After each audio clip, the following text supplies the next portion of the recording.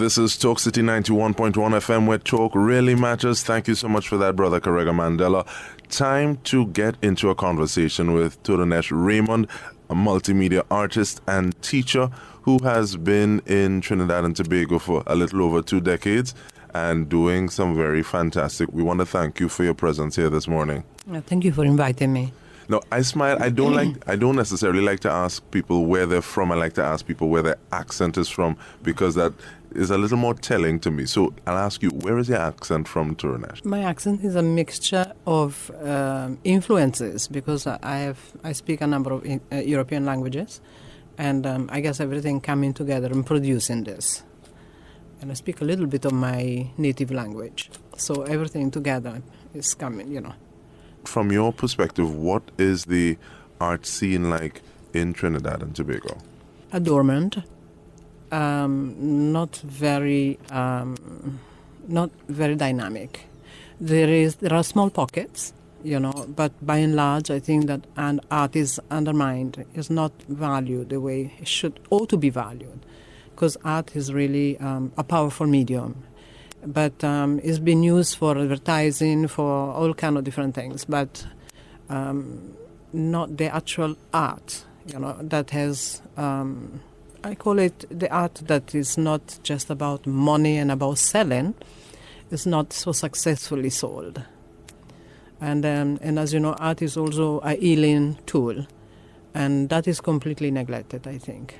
So what do you use art for?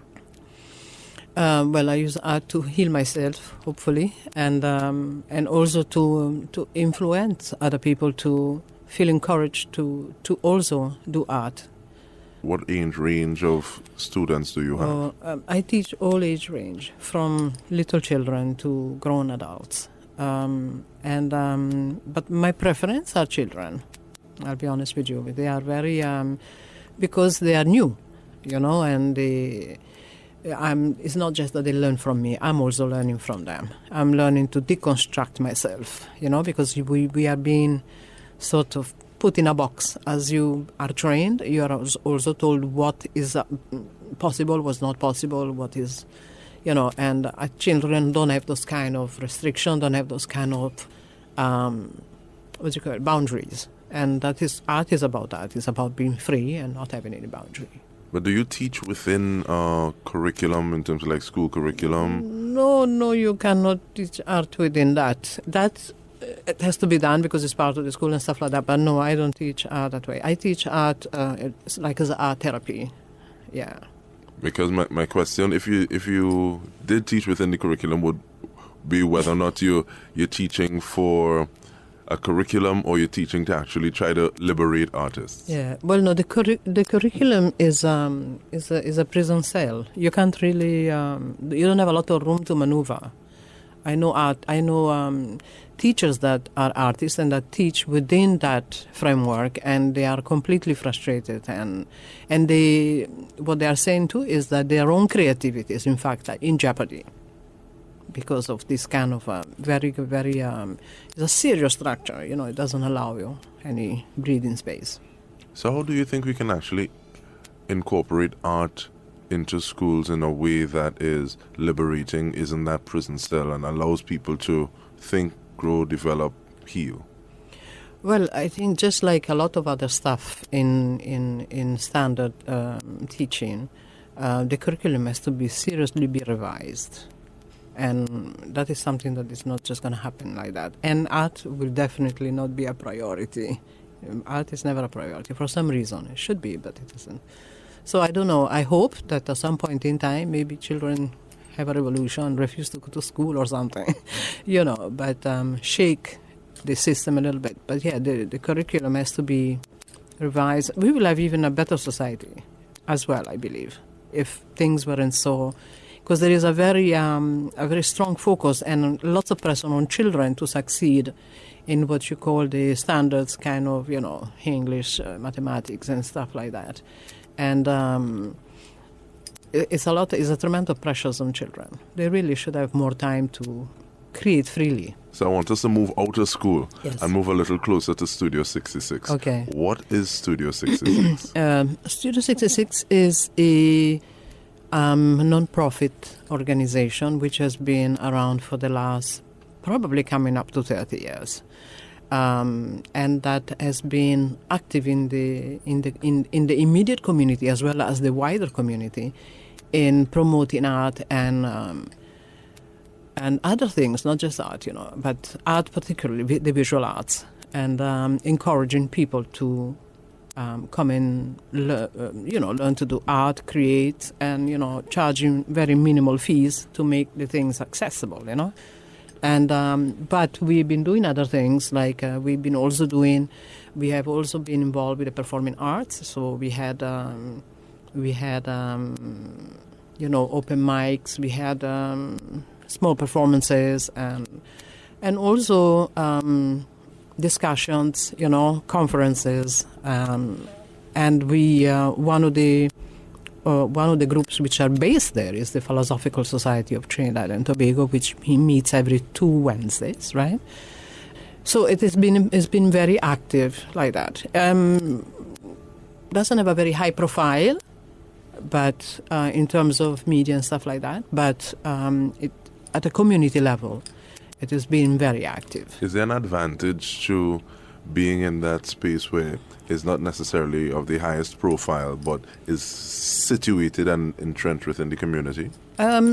Yes and no, in the sense that it's the media helps you to expand by letting people know that you exist, So, and but at the same time, you're so grounded in your immediate community that is good, But I think a little bit of media work could help. Now, speaking about Studio 66, I hear you saying we many times. Who is the we? Well, because Studio 66 is run by a group of directors. And so it's a bunch of people. Like one, it would be Makemba Kunle, which actually is one of the founder of the studio, together with Babu Kitima, a very good friend of him. And then we have other directors, such as, I think, the eldest daughter of Makemba Kunle, Nandi Kunle. I think she's a secretary. And then we have the chair, which is Makemba Kunle older brother, Kenneth Hosten. So it's a group of us which are sort of have been active in keeping the place going and so on. Yeah. What are some of the activities? You spoke about branching out from just art, but what are some of the other activities that you would have? You mean apart from art, apart from visual arts and so on? Yes. Okay, for example, at the moment, in fact, the visual arts are always involved at some level or another. But like for now, at the moment, we are involved with the side-by-side stand. So what we're doing, we have formed an art group that is part of that, which is called Ujima Movement, right? And what we do, we design and create posters which give visual messages which are pertinent to the side-by-side campaign, which is that about violence against women, crime in general, and so we have new people coming in, getting involved into creating these posters, which are not strictly speaking fine art per se. They have a use, and so this is at the moment what we are doing. But apart from that, outside of the arts, like I say, it's always somewhat connected with art, But I want to jump back into the arts, especially since there's a young lady that hopefully she gets here in time, so we can involve her in the conversation about Side by Side We Stand. But there is a workshop that is coming up. Yes, it's a workshop about mosaic art. It's a workshop that's going to take place. It's starting tomorrow actually, and it's going to carry on the next Saturday.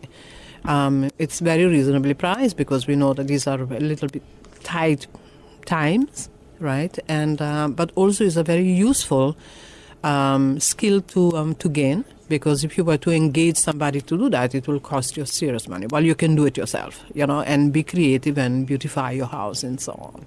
So you're saying that these mosaics that people go to stores and say, "Oh, I want that one," or many times you see someone saying, I like that, but I wish that this was a little more this way or a little more that way. Yeah. You're saying that people can actually create those looks? Yeah, you create your own design. That is the plan for tomorrow. You create your own design. You bring the tiles that you want to use. And we are not going to cut them. When you cut them, you have more control over the design. Well, we want to just break them. So you are really you have to come out of the box and use these random pieces in a very creative way and create something that is going to be in your house and you're going to be proud of yourself, So this can be taught over 2 Saturdays, you're saying? Yeah, definitely. And the people who normally engage in these things, they are very willing, very open to it, and that's what makes the whole activity much, much easier. Yeah, it's very good. It's gonna be very good. I like the fact that you're saying that people need to be willing, they need to be available on a mental level and present. Yeah. Because sometimes people, they're able to afford the tiles, able to say, okay, well, we can do this, and they just learn how to do it in a very theoretical kind of way. Yeah. As opposed to saying, okay, well, we're going to get down and dirty. Yes. And also, the studio is a very... It's a place that encourages you to relax and feel confident, so you don't have to feel like, oh my God, I cannot do it, what have you. No, very friendly environment. Where is the studio? Barataria, 66 6th Street, Barataria. Yeah. There are a number of organizations which are based there as well, which is Juve Haiti. I don't know if you heard about it, which is this group which really deals with Juve, which was created out of the earthquake that took place in Haiti, and now is consolidated into this NGO, which every year organizes workshops on carnival arts and also talks by elders in the arts of carnival. How does that work, though, in terms of sharing this space and you have different bodies? It works very well because we are part of Juve Haiti as well. So there are no real conflicts, and it's art we are teaching. So the space is just ideal, So it's really just a matter of organize the timing, But we are having for example, last year we had Cyril Didier, which is one of the top artists, papier-mâché artists in Haiti, with a long history of showing in all the most important art galleries in the United States and so on. So and it's coming back this year as well. So we are, we are growing slowly but steadily. We are going. The way that people treat with art, what does that say about them? Well, I don't know. It to me is something spiritual. It means that the spiritual is not very aligned. That's my personal opinion. And I asked that question because I remember someone saying that art is what it is whatever you get from it, and you don't necessarily need to say that it has to be this. Yeah. It has to be put this way. It has to be framed this way within these dimensions for it to be considered art. Yeah, that's right. Yeah. Frankly, when art goes to museums and the art goes there to die, art has to be lived. So art exists in all kind of different ways, through the music, through literature, and so on.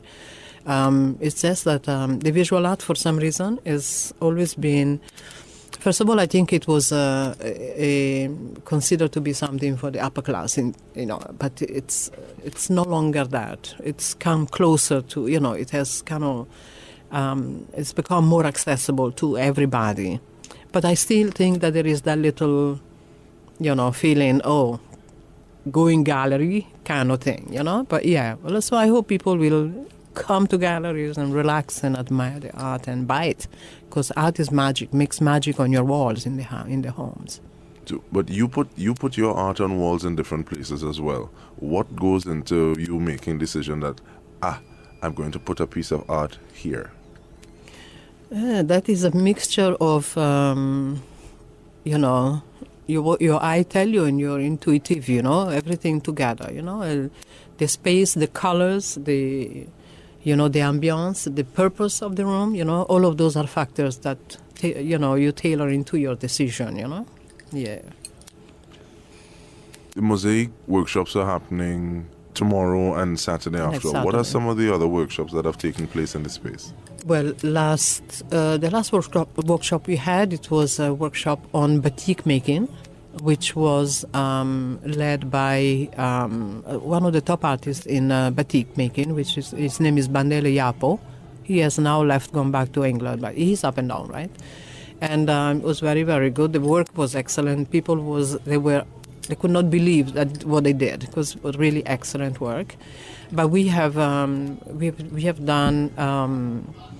clay workshops, so where people create really interesting busts and stuff like that. Wire workshops, papier-mâché workshops. I mean, lots of workshops, and all very, very accessible financially. So, and this is what's really keeping everybody going, mentally, spiritually, and so on. But how do people find out about it and say, oh, this workshop is happening, I want to be a part of it? Well, social media mainly, very generous and helpful people like you. I think word of mouth, but I think mostly it will be through email and WhatsApp and word of mouth and, and things like that, You know what's next on the cards already? Yes, we're planning to do glass painting, like stained glass. Yeah, something like this. So that is in the preparation, in the making. But how do you find the people in terms of saying, okay, we're going to do batik? Is it just a matter of, like Mr. Yapo was here, so we said, come, let's do this? Yeah. No, because I've been in this thing a long time. I know lots of artists, lots of people, very good artists, which are always willing to come and support the community by giving their time and their talents for, for accessible fees, Yeah. In terms of dealing with that community, how does Studio 66 say, okay, well, this is happening in the community, this is happening in the society, and we are not apart from it. We're going to be with it and make it better. Okay, you mean take those? Yeah. Well, one of the way in which we're doing that is by housing or by giving the space to groups which are engage in those kind of, join them and also work with them and towards the same goal. And I think that is one of the main thing, really. We use art as a way to protest, as a way to make statements and so on. So we are definitely on board when it comes down to things like that. As you can see, with Side by Side we stand. But what was the trigger that says, okay, this is something that we need to be a part of? In relation to the studio? And the creation of the studio? No, Side by Side we stand and saying, okay, well, Studio 66 is going to be a part of this.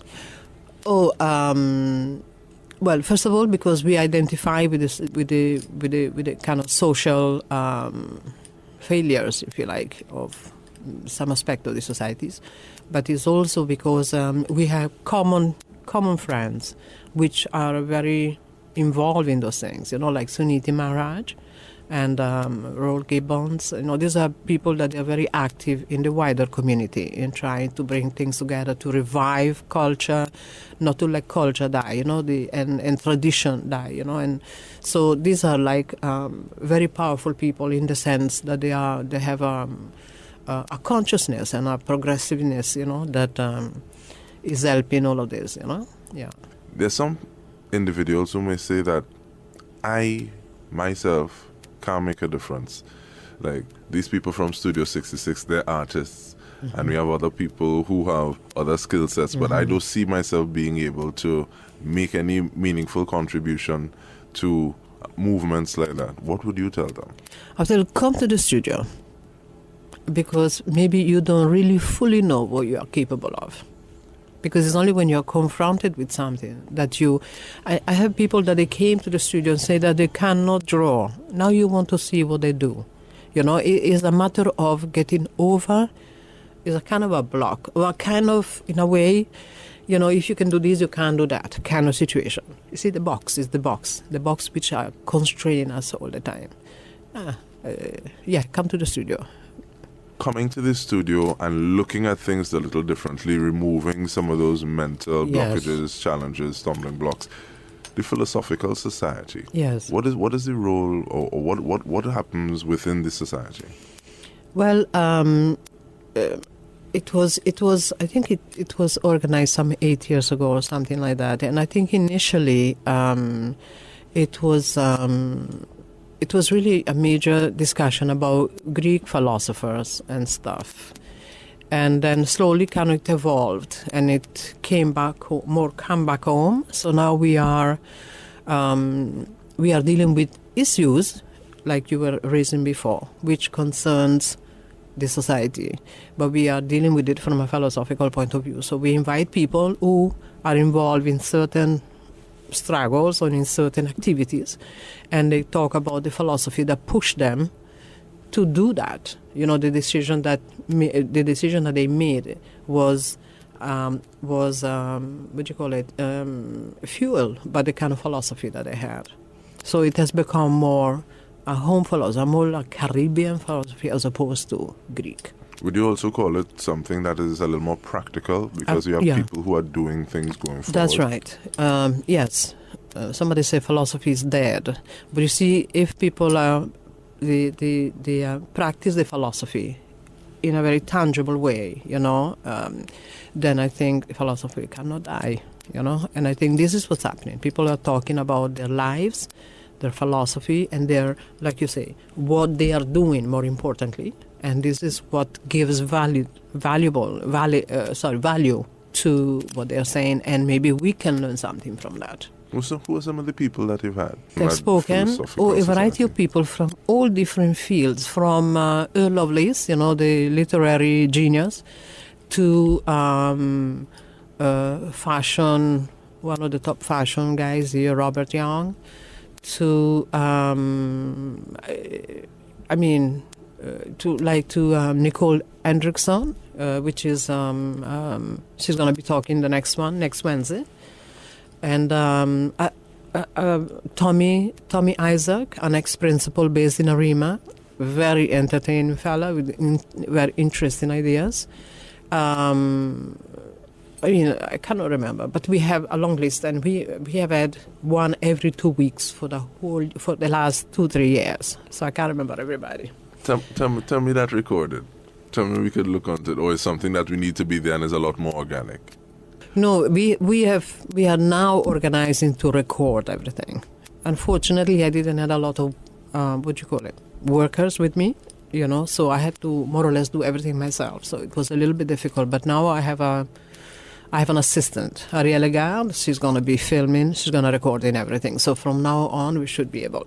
And then we are also working on a journal, a philosophical journal called Caribbean Journal of Caribbean Journal of Philosophical Talks, or something like that. So yeah. Definitely that's something that we're looking forward to. Yeah. So there are things happening, and 2017 has to rock. We have to rock.